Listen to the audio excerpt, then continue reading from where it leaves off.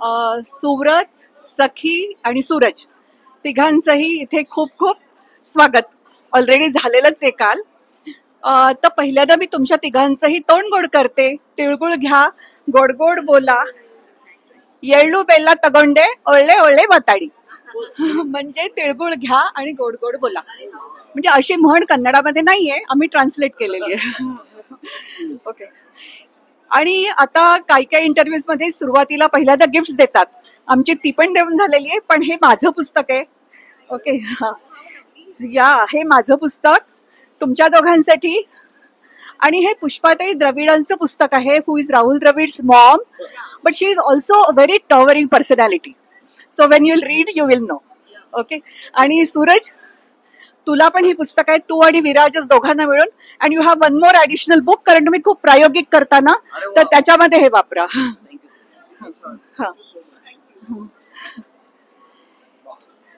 तुमचीच नावं घातलेत ना बघा मी तुम्ही. हा चालेल. तर एखादं छानसं मराठी नाटक बँगलोरमध्ये आणावं ह्याच्यासाठी आम्ही असा शोध घेत असतो की महाराष्ट्रात कोणतं नाटक आलं आहे आणि कोण छान करतं आहे.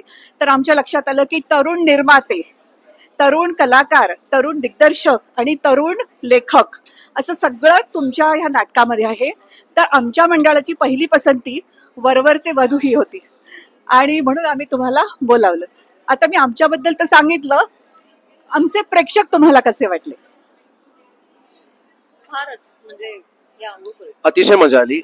मला असं वाटतं की हे नाटक जेव्हा मी सुरू केलं तेव्हा आमचा हाच हेतू होता की मराठी माणूस या विश्वाच्या पाठीवर जिथे जिथे आहे तिथे तिथे आपल्याला हे नाटक पोहोचवायचं आहे. आणि आम्हाला नेहमीचा अनुभव आलाय की महाराष्ट्राबाहेरचाही मराठी माणूस जो आहे तो तेवढाच नाटक वेडा आहे, रसिक आहे. आणि काल आजच बँगलोरमध्ये जो प्रयोग झाला त्याला तुफान प्रतिसाद होता, हाऊसफुल झाला प्रयोग. मला असं वाटतं की इथे जीवन जे आहे ते डिमांडिंग आहे, धकाधकीच आहे. आणि त्यातनं जेव्हा लोक नाटक बघायला येतात ते मराठी भाषा चांगली ऐकायला, चांगलं काहीतरी मराठी बघायला असे आसुसलेले असतात. आणि ते जे एक आसुसलेपण असतं त्याच्यामुळे ते इतकं मन लावून नाटक बघतात. त्यामुळे मला अतिशय रसिक वाटला. आणि अनेक वर्ष ते कदाचित महाराष्ट्राबाहेर राहू नये, अनेक आमच्या नाटकातले जे छोटे छोटे शाब्दिक विनोद आहेत किंवा छोट्या छोट्या जागा आहेत त्या सुद्धा ते इतक्या सुंदर पद्धतीने ऐकत होते आणि त्याला इतकी दाद देत होते की प्रयोग अतिशय रंगला.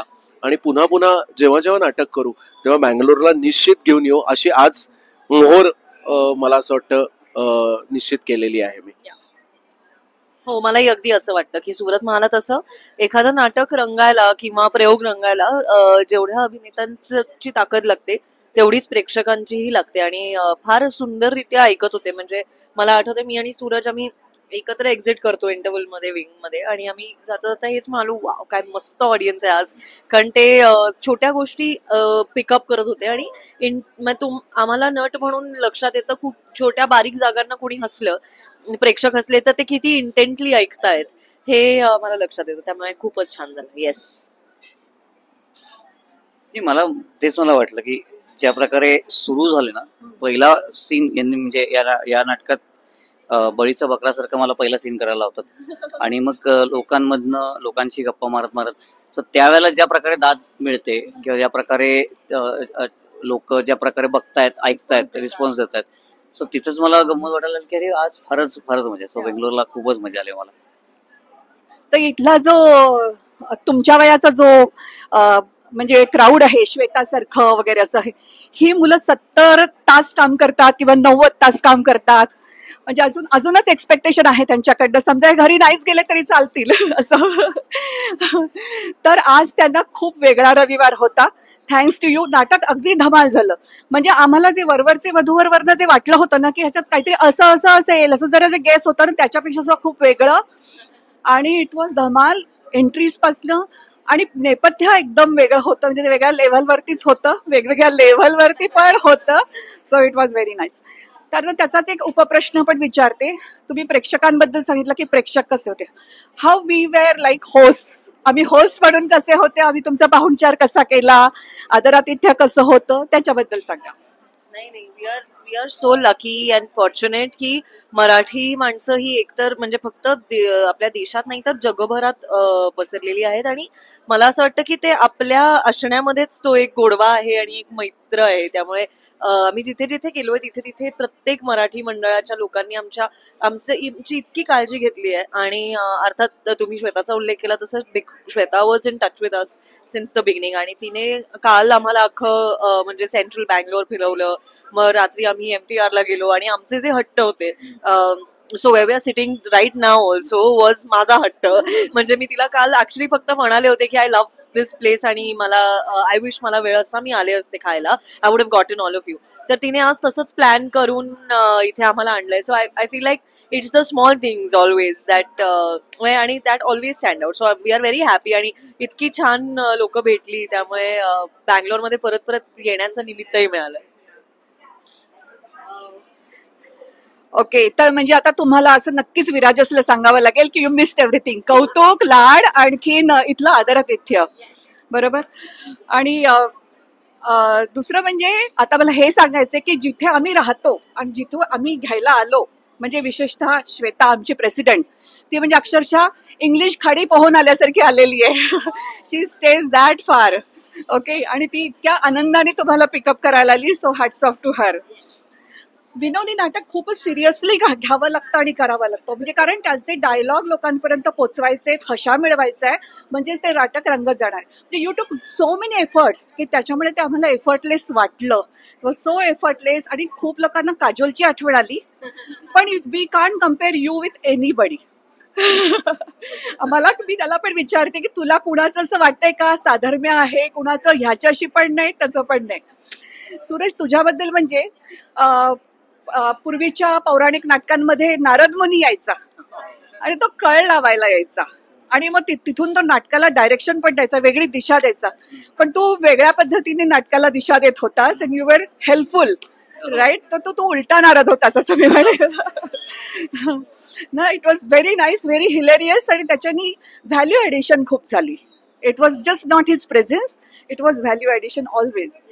या तर पहिला प्रश्न मला तुला सखी विचारायचा आहे, लेडीज फर्स्ट. आता ते म्हटलेलं तुला आवडणार नाही की तुझ्याकडे एखादं शिक्षण आहे का, नाट्य शिक्षण तू घेतलं आहेस की इतकं आतमध्ये DNA मध्ये आहे ते असं फ्लॉलेसली बाहेर येतं? Thank you for the compliment. नाही, मी तशी शिक्षित नाहीये नाटकात. मी माझं बॅचलर्स आणि मास्टर्स खूपच वेगळ्या विषयांमध्ये केलं. पण म्हणजे घरी नाटक असल्यामुळे आणि ते बघत बघतच मोठं झाल्यामुळे ऑल्सो मी लहानपणापासून नाटकात भाग घेतलेला आहे. सो म्हणजे प्रायोगिक सुद्धा आणि व्यावसायिक सुद्धा. सो माझं पहिलं व्यावसायिक नाटक मी आय गेस चौथीत होते तेव्हा केलंय. सो आणि त्याच्याबरोबर दौरे पण केले आहेत आणि असं सगळं. सो मला व्यावसायिक नाटकाचा अनुभव आहे. आणि मग मोठी होत गेले तसं अर्थात कॉलेज आणि म्हणजे शाळा, कॉलेज आणि मग नंतर एकांकिका, दीर्घांक या सगळ्यांमध्ये काम करत करत बरीच वर्ष झाली आहेत. त्याच्यामध्ये मध्ये अर्थात शिबिरं पण केली म्हणजे अभिनयाच्या. ऍब्सोल्युटली. कारण फक्त नाटक आणि फक्त अनुभव तुम्हाला सपोर्ट करत नाही आणि क्राफ्ट असतो. येस. आणि मग to be very honest, Surat माझ्या आयुष्यात आल्यानंतर अजून अभिनयाच्या क्राफ्ट बद्दल म्हणजे it's almost like I have a advantage की तो जाऊन शिकून आला नॅशनल स्कूल ऑफ ड्रामामध्ये. आणि मी त्याला सतत प्रश्न विचारून I get all of that from him. So क्राफ्टचा काही प्रश्न असेल तर ही इज ऑलवेज देअर. पण बाकी अनुभवातनं शिकले. सुरत, तू NSDचा आहेस, मग काम मिळवण्यासाठी तुला विशेष प्रयत्न करावे लागत नसतील ना? आपोआपच असं तुझ्याकडे काम चालत येतं का? खरं तर तसं झालं असतं तर मला खूप आवडलं असतं. दुर्दैवाने तसं नाहीये. पण मी हे नक्की म्हणेन की तुम्ही एखादं काहीतरी गांभीर्याने शिक्षण घेतलं असेल तर तुम्हाला पहिली जी पायरी आहे ती थोडीशी सोपी जाते, कारण तुमचा आत्मविश्वास नक्की इतर लोकांपेक्षा थोडा जास्त असतो. बरेचदा मी शिकवतो, मी आता कार्यशाळा पण घेतो, तेव्हा मी लोकांना सतत सांगत असतो की तुम्हाला कशामुळे तुमच्या कामाला झळाळी येणार आहे किंवा तुमचा आत्मविश्वास कशाने वाढणार आहे, तर तुम्हाला नक्की मी जे काम करतोय ते मी कसं करावं याबद्दल काही एक 4 अशा गोष्टी माहीत असतील की जे मी म्हणेन की it is like your life jacket. Your craft is like your life jacket. की तुम्हाला कुठल्याही पाण्यामध्ये टाकलं, आज समुद्रात टाकलं, गोंगावत्या काय पूर आलेल्या नदीत टाकलं, शांत तळ्यात टाकलं, स्विमिंग पूलमध्ये टाकलं, डबक्यात जरी टाकलं तरी लाईफ जॅकेट आहे. तर मला असं वाटतं की त्यामुळे मला असं वाटतं की वावरायला थोडंसं सोपं जातं. पण म्हणजे not to give you any false idea, मला असं वाटतं की आता जो काही सगळा कारभार झालेला आहे, विशेषतः कामं मिळवण्याचा, तो बऱ्यापैकी पारदर्शक झालेला आहे आणि कास्टिंग डिरेक्टर्स बऱ्यापैकी तुम्हाला अप्रोच करतात आणि एका बऱ्यापैकी विशुद्ध आणि पारदर्शक अशा ऑडिशनच्या पद्धतीनेच तुमचं सिलेक्शन आजकाल होतं. सो असं ऍडव्हान्टेज नाही मिळालं, पण मला हे ऍडव्हान्टेज, हा आत्मविश्वास नक्की मिळाला आणि हे ऍडव्हान्टेज नक्की मिळालं की मला दमसास वाढला आणि लॉंग टर्म पर्यंत मी काम करू शकेन याचा आत्मविश्वास आज माझ्याकडे आहे. थँक्यू, खूप छान उत्तर दिलं. आता सूरज, तुझ्यासाठी प्रश्न. प्रायोगिक रंगभूमीवर तू विराजस कुलकर्णी बरोबर काम करतोस, पण आम्हाला ती काही इथे पाहायला मिळण्याची शक्यता नाही.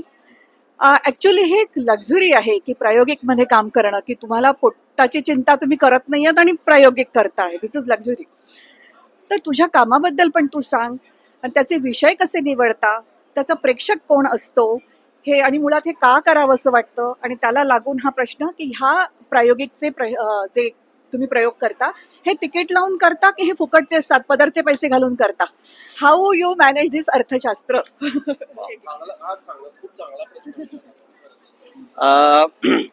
मला जेव्हा मी नाटक सुरुवात केली तेव्हा मला ऑनेस्टली कळायचं नाही की काय असतं प्रायोगिक आणि व्यावसायिक वगैरे. हे शब्दांच्या मध्ये मला अजूनही त्या अडकायला अजूनही आवडत नाही. मला एवढंच कळतं की मला एक विषय आवडलाय, ही गोष्ट मला सांगावीशी वाटते, आणि मग त्याच्याबद्दल समविचाराचे किंवा वेवलेन जुळणारे सगळे हे गोळा होत जातात आणि साधारणतः मी एक नाटक बांधायला लागतो. मला ऑनेस्टली अजून हा तो दिवसही आठवत नाही की कधी एक संस्था म्हणून तयार झाली, कधी सगळे जमले आणि आता आपण एक नाटक रन करतो या फेज मध्ये कधी आलो आम्हाला कळलंच नाही. मला एवढंच कळायचं की आम्हाला नाटक आहे, हा विषय आहे, आम्हाला सगळ्यांना मिळून करायचंय. हा, मग त्याला लागणाऱ्या ज्या गोष्टी आहेत, म्हणजे मी नेहमी विनोदनी पण मला दिग्दर्शन जास्त मी करतो. दिग्दर्शनाबरोबर मॅनेजमेंट अशी चिकटली आहे, म्हणजे त्याशी किती झटकली तरी ती निघतच नाही. सो त्याच्याबरोबर मला अर्थशास्त्र, त्याच्याबद्दलचं त्या सगळ्याचं मॅनेजमेंट, म्हणजे थिएटर बुकिंग पासनं सगळंच बघणं, हे सगळं त्याच्यामध्ये करावं लागतं. हेच तिकीट लावून त्याचं हे होतं. मोस्टली आम्ही आता ज्या प्रकारे काम करतो की आम्ही जो काय तिकीट विक्रीमधनं जे काय येतात ते आम्ही रिइन्व्हेस्ट करतो पुढच्या प्रोडक्शन्समध्ये, किंवा आम्हाला लागणारे इक्विपमेंट्स असतात, स्मोक मशीन असेल किंवा बाकी गोष्टी असतील लाईट्स मधल्या, त्या सगळ्या आम्ही विकत घेणं, ते बाकी पुण्यातल्या बाकी संस्थांना देणं, रिइन्व्हेस्ट होत राहतं. पण याच्यातला आणि रेंट आउट करतो त्याचा. पण मेन हे त्यातला भाग असा आहे की जे समाधान प्रयोग करून मिळतं आणि तिचा जो अनुभव आज मला बाकी ठिकाणी पण वावरताना जो मिळतो, किंवा आज हे नाटक करताना सुद्धा एक बेसिक कॉन्फिडन्स असतो काम केल्याचा. आणि कुठल्याही माध्यमातून आम्ही जेव्हा वावरतो त्यावेळेला नाटकामधनच एक बेसिक काय म्हणायचं व्यक्तिमत्व विकास आणि जे काही होत असतं ते सगळ्याचा फायदा तिकडे आम्हाला खूप होतो. सो तिकडे या गोष्टींचा विचार होत नाही की आता यातनं पुढे काय होणार आहे. मला वाटतं ज्या क्षणी हा विचार यायला लागेल त्यावेळेला ते प्रयोगशीलता बंद होईल त्यातली, आणि ते जर का व्हायला लागलं तर मग प्लास्टिक काम व्हायला लागेल. त्यापेक्षा हे मस्त आहे की काहीतरी सुचतंय, काहीतरी करतोय. अर्थात तो विषय समजा हिट असा झाला की त्याचा काहीतरी त्यात पोटेन्शियल आहे, अजून मोठ्या स्केलला करायचं आहे, त्याचे ती स्टेप त्या वेळेला डेफिनेटली घेतली जाते. आणि बरीचशी नाटकं अशी केली गेली आहेत की आम्ही तिकडे ट्राय केली पण आता वर्क होत आहेत, तर मग आम्ही मोठ्या स्केलला अजून करतो, किंवा त्यातनं काहीतरी एक शॉर्ट फिल्म निर्माण झाली, काहीतरी एक वेबसिरीज निर्माण झाली. सो अशा पद्धतीने हे होतं. आणि फक्त मीच नाही, सुरत एक आता थकीशी संवादचा प्रयोग चाललाय, तुम्हारे बारे मेचा थकीचा प्रयोग चाललाय. आम्ही कन्सिस्टंटली ह्या प्रयोगांबरोबर तेही प्रयोग चालू असतात. सो मला त्याचीच गंमत वाटते की समोर येणारा ऑडियन्स हा त्या वेळेनुसार वेगळा होत होतो, त्या विषय वेगळे होत जातात. दर्दी लोक येतात प्रत्येक ठिकाणी, दोन्हीकडे सेम. मला त्यामुळे डिफरन्शिएट अजूनही करतात नाही. सो जेव्हा प्रायोगिक म्हणजे काय हे मला अजूनही नीट त्याला असं नीच लेवलला आणताच येत नाही. मला नाटक कळतं. सो मी नाटकं करायला जी काय लागेल, जी काय मेहनत लागेल ते आम्ही सगळे करत राहतो. काय ऍड करायचं आहे? मला एवढंच म्हणायचं की प्रायोगिक नाटकाचा प्रेक्षक वर्ग खूप मोठा आहे. म्हणजे आम्ही तिघही प्रायोगिक नाटक करत आलोय आणि आता सूरज मला तसं आता सुद्धा करतोय. सो वरवरचे वधूवर हे व्यावसायिक नाटक आम्ही एक करतो, पण त्याच्या व्यतिरिक्त आम्ही प्रायोगिक नाटकं करतो. सो तो वर्ग खूप मोठा आहे. आणि तो पण असा मराठी व्यावसायिक नाटकासारखाच सॅच्युरेट नाही झालाय अजून. जेवढे प्रयोग करू तेवढ्या नवीन तयारही होतोय तो वर्ग. त्यामुळे त्याचं आर्थिक गणित मुळे सुद्धा बसतं, कारण लोकांची इच्छा आहे, बघायची इच्छा आहे. येऊन येऊन नवीन नवीन मेन्यूजना सुद्धा लोक येऊन बघतायत. सो प्रायोगिक नाटकाची अर्थात हालचाल पुणे मुंबईकडे जास्त आहे. त्याचा टुअरिंग त्याचा खूप होत नाही, पण आय एम शुअर बँगलोरमध्ये जसं रंगशंकराला मी प्रायोगिक नाटक 2-3दा परफॉर्म केलंय. सो पॉइंट इज की लोक people are willing to pay to see it. Yeah thank you, खूप छान उत्तर दिलं.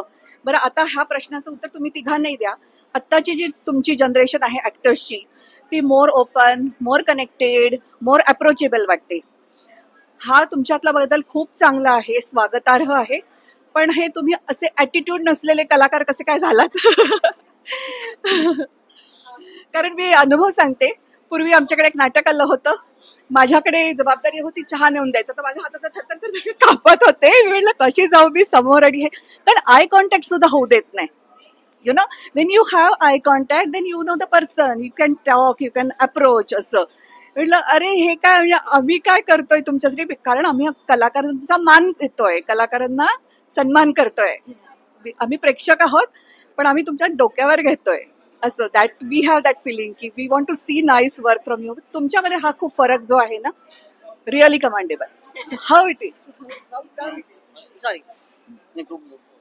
नाही, मला एकतर असं वाटतं की म्हणजे आता हे थोडं असं वाटेल की हे काय असं उत्तर देतोय, पण मला माझ्यासाठी नाटक करणं हा मुळात एक अत्यंत माझ्या स्वतःच्या आध्यात्मिक प्रवासाचा कळीचा भाग आहे.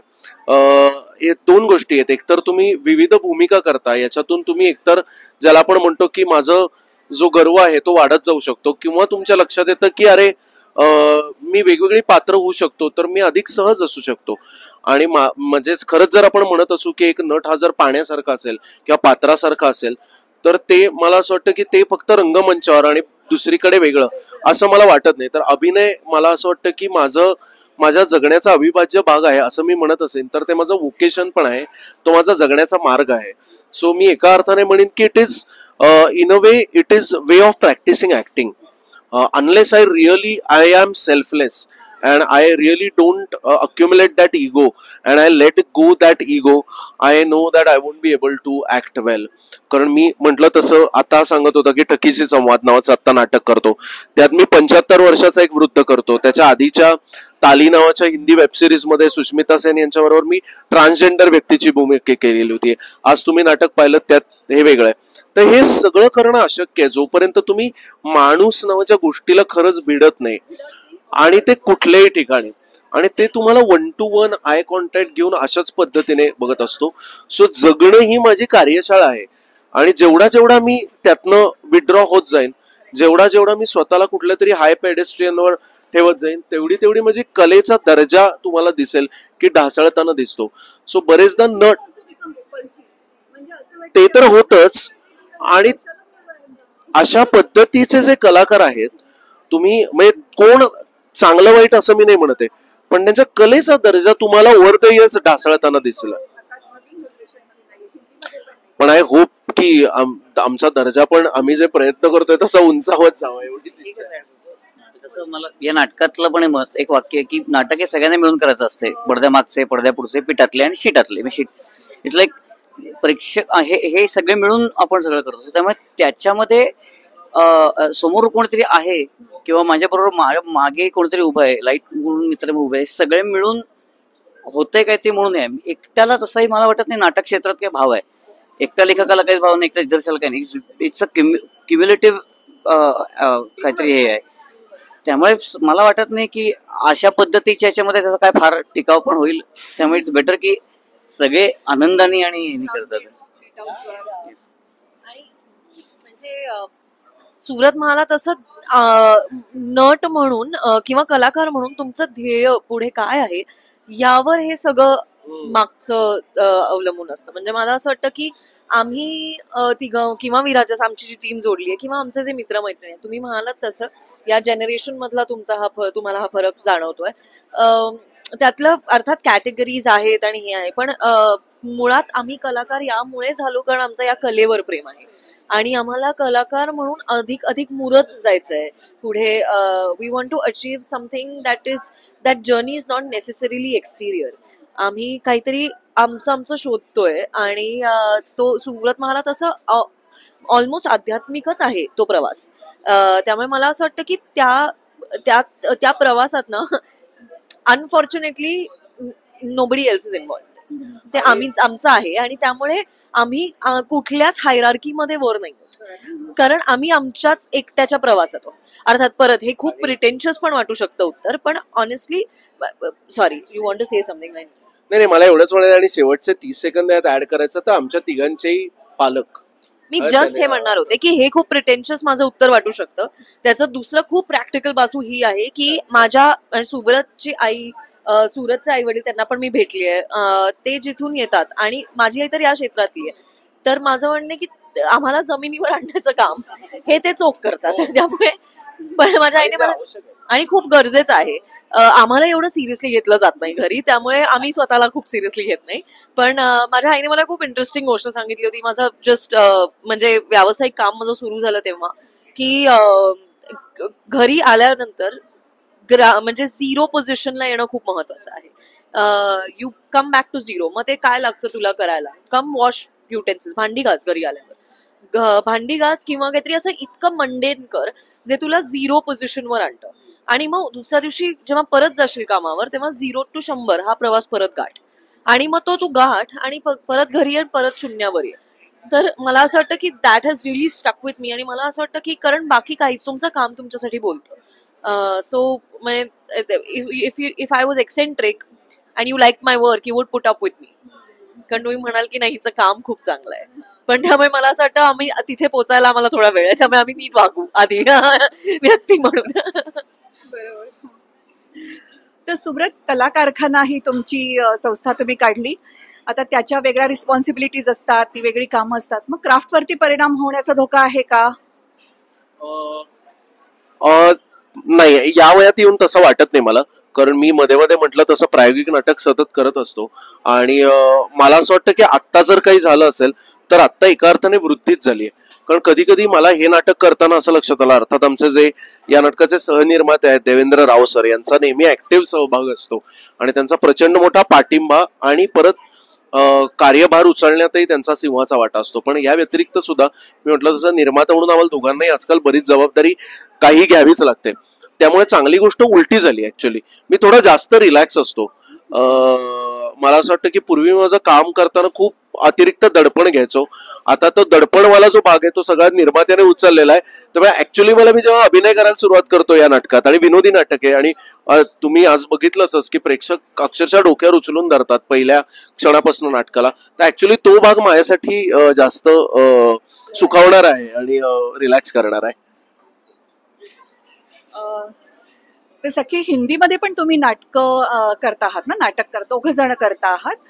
तर मला आता तुला आवडेल की नाही माहिती नाही प्रश्न, पण आपल्या मराठी अभिनेत्री ज्या आहेत जसं की राधिका आपटे, नंतर प्रिया बापट, यांनी ज्या प्रकारची कामं OTT वरती घेतली वगैरे, त्या प्रकारची कामं करायला तुझ्या मनाची तयारी झाली आहे का, आणि तशी तुला करायला आवडतील का?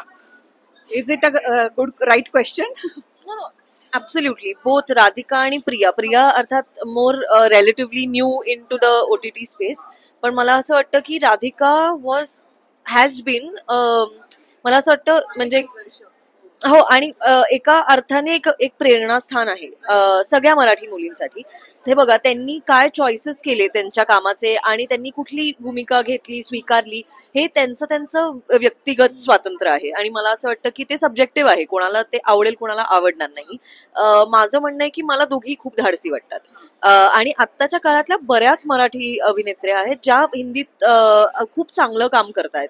आणि मला विशेषतः राधिका प्रिया दोघींचं कौतुक वाटतं, कारण मला असं वाटतं की त्या हिंदीमध्ये आता काम करतायत म्हणून भारावून जाऊन काम म्हणजे ते त्यांचं काम खूप निष्ठेने आणि खूप म्हणजे खूप चोख करतात. म्हणजे मला त्यांचं काम बघून वाटतं की अरे this is great. I am so happy की मला जेव्हा कोणी ओळखते ना मराठी ना, म्हणजे Radhika Priya, I would be happy to be associated with them. आणि त्यांच्यासारखं सुद्धा तू करू शकशील, कारण आज सगळे म्हणत होते प्रेक्षक काजोलच बघतोय आम्ही असं वाटत होतं. So मी आता नाही, ऍब्सोल्युटली माझी इच्छा आहे खूप चांगलं काम करण्याची, पण त्यात काजोलला आम्ही उत्तम अभिनेत्री समजतो आणि नाही म्हणजे माझी इच्छा आहे की, आणि पण त्यात भाषेचं एवढं मला म्हणजे ती हिंदी आहे म्हणून ते बेटर आहे या अर्थी नाही, पण मला असं वाटतं की सगळ्याच भाषांमध्ये काम करून बघायला आवडेल. मला ऍक्च्युअल आवडेल एखादा मल्याळी सिनेमा करायला, यु नो. मल्याळीमध्ये खूप सुंदर स्टोरीज लिहिल्या जातात. किंवा कन्नड आहे का?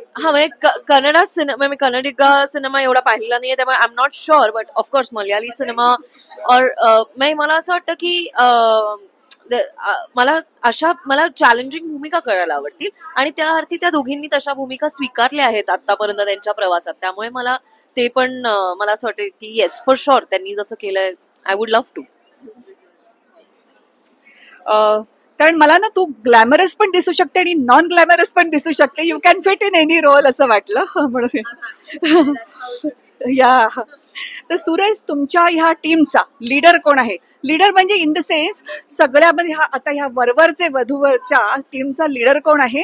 म्हणजे लीडर इन द सेन्स जो सगळ्यांना असं शिस्तीत ठेवतो, तो कोण आहे तुमच्यातला, आणि कोण जुगाडू आहे?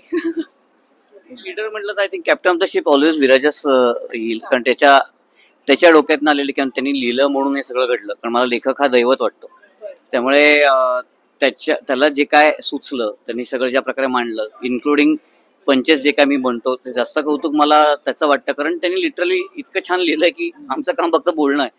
सो मला तोच हे वाटतं. विनोदी याच्यामध्ये कंटिन्यू खूप महत्व आहे. तो आहेच. सो एवढा प्रेक्षक एवढे असे हे झाले, इन्व्हॉल्व झाले. आमच्या पहिल्या रांगेतले लोक तर नाटकातच शिरले होते म्हणजे. तुम्ही ऑब्झर्व पण केलं असेल एखाद्या वेळेस. विनोदी नाटक मध्ये ते शिस्तीने करायचा खोडकरपणा आहे, असं ते काहीतरी दोन्ही त्यात काहीतरी मजेदार एकत्र. आणि तिन्ही मला असं वाटतं विराजसने बहुतेक आम्हाला निवडताना बहुतेक हाच विचार केलाय की हे तिघही शिस्तीने खोडकरपणा करू शकतात, असं त्याला बहुतेक वाटल्यामुळे बहुतेक ही त्रिकूट जमून आलेलं आहे.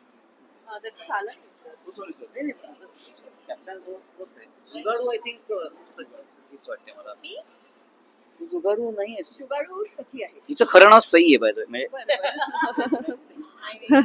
ओके. मला खूप रेग्युलरली चुकीच्या नावाने लेखलं जातं. सो आणि त्यातली दोन सगळ्यात कॉमन नावं ही सई आणि साक्षी अशी आहेत, त्यामुळे ते यावरनं मला खूप त्रास देतात. आता सूरज, हा प्रश्न की तुम्ही कुणीही सांगा की आता ना पुन्हा चारचौघी नाटक आलं, पुन्हा एकदा पुरुष नाटक आलं, हे का आणावं असं वाटतंय? म्हणजे तुम्हाला स्क्रिप्ट कमी पडतायत?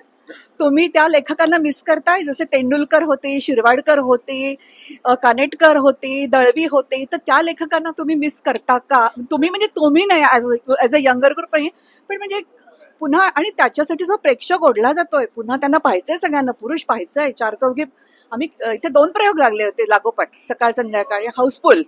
सो म्हणजे what could be the reason की संहिता जुनी असून सुद्धा people are getting attracted towards it.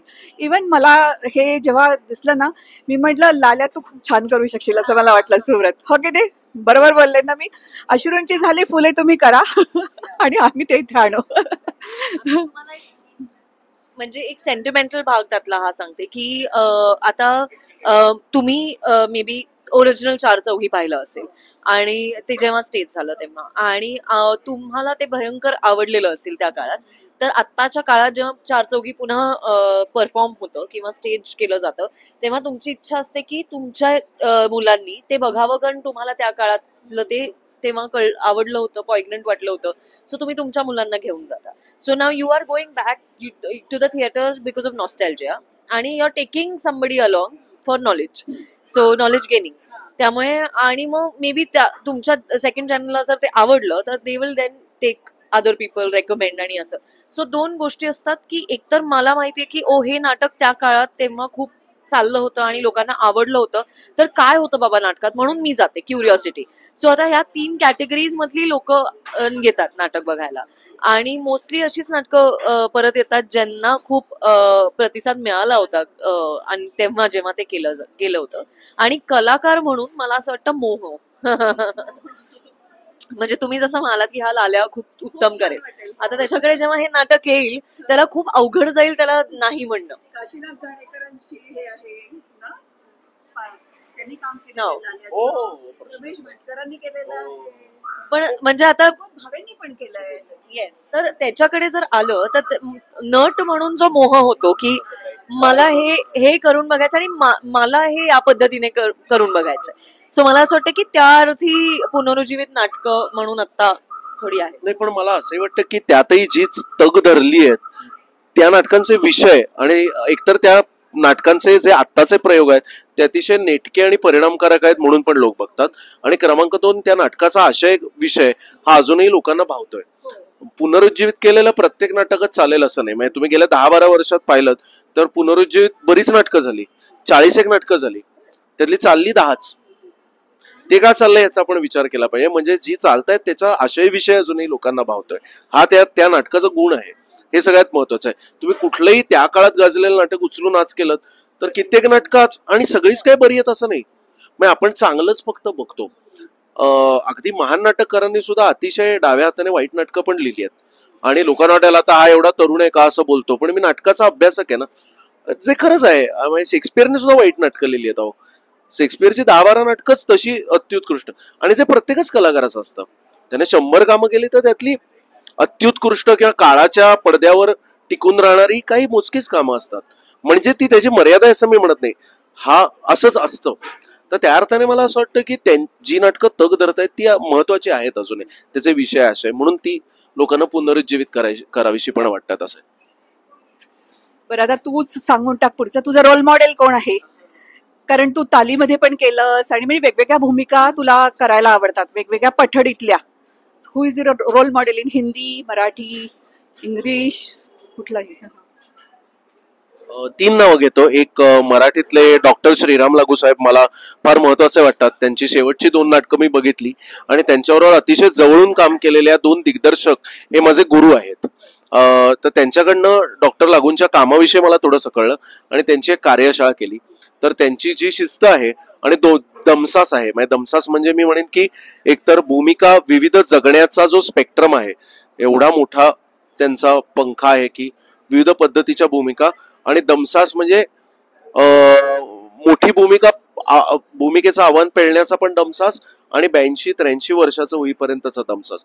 या दोन्ही अर्थाने मला डॉक्टर श्रीराम लागू मला माझे दैवत वाटतात. दुसऱ्या एका अर्थाने ते अत्यंत रॅशनलिस्ट होते, तर मी पण रॅशनलिस्ट आहे, त्या अर्थाने पण ते मला रोल मॉडेल वाटतात माझे. दुसरे आणि हिंदीतले आपण बघायचं झालं तर इरफान खान मला फार मोठा होता. त्यांचं जाणं हे माझ्यासाठी पर्सनल होतं असं मला वाटतं. आणि तिसरा डॅनियल डे लुईस नावाचा हॉलिवूड मधला नट आहे. हे 3 मला माझे रोल मॉडेल ओ नाही, अर्थातच आई आहेच. मला असं वाटतं की एक खूप इंटरेस्टिंग, म्हणजे सगळ्यांनीच आता नाव तिचं ऐकलेलं आहे, फिबी वॉलब्रिज नावाची एक अभिनेत्री, लेखिका, दिग्दर्शिका आणि प्रोड्युसर स्वतः अशी आहे. इंग्लिश आहे ती. तिने एक फ्लीबॅग नावाचं नाटक लिहिलं होतं खूप वर्षांपूर्वी, जे तिने एका छोट्या म्हणजे ते मोठंच आहे पण एका छोट्या थिएटरमध्ये एका फेस्टिवलचा भाग म्हणून प्रस्तुत केलं. आणि तिथून ते जे पिकअप झालं होते त्याचा खूप मोठा शो झाला, 2nd सीझन झाला. ते मी खूप खूप पूर्वी पाहिलं होतं आणि it was not many people had non, आणि ते म्हणजे माहीत नव्हतं लोकांना तेव्हा पाहिलं होतं.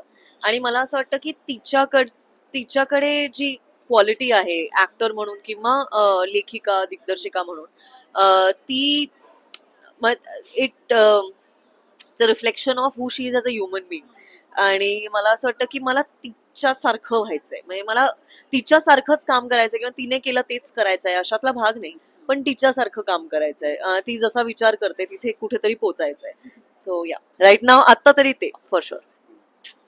बरं, मग ह्या प्रश्नाला जोडूनच सांग, समजा आई आणि तुम्ही 2 जण असं एका नाटकामध्ये आलात तर आई कोणत्या भूमिकेत असायला हवी, तुम्ही दोघांनी कोणत्या भूमिकेत असायला हवं, म्हणजे मजा येईल. रिव्हर्स चेंज करा भूमिका, कॅरेक्टर्स चेंज करून टाका एकदम आणि विचार करून सांगा की कसं तुम्हाला you have to be 3 of you as characters पण इन टोटली डिफरंट रोल्स.